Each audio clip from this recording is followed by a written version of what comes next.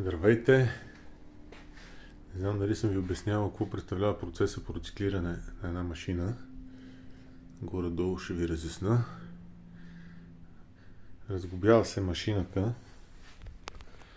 Почти изцяло се разглобява машината.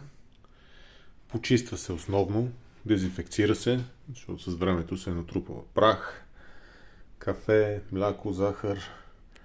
Ето вижте, това е BVM 951. Абсолютно всичко се сваля. Обезпрашава се, почиства се, дезинфекцира се. Значи кажи речи, все едно се сглобява изцяло наново. Все едно си я правите фабрично машината. Ето вижте как е текло тук кафе. Ето това представлява, да видите какъв къртовски труд е да се направи една машина. Ето това са всичките части. Вентилатори. Тук капаци, вътре смесителни чаши.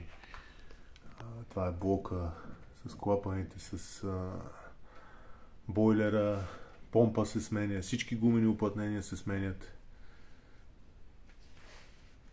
Клавиатурата, бутоните, бутон по бутон се разглобяват, чашкови механизъм, колелца, всичко се разглобява, сменява се. Канистрите трябва много хубаво да се изчистят, все пак тях са продуктите. Мелачката се разглобява изцяло, ножове се сменят, микроключета, моторите, миксерите се разглобяват, гумички, уплътнения се сменят. Тук има още части.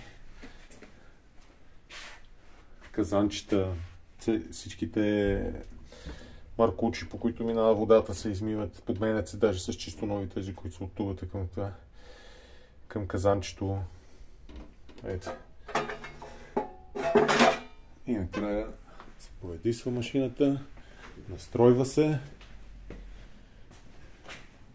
и ще видите по-нататък, ще ви покажа резултата, как изглежда сега и по-нататък ще ви пусна в процес как става машина.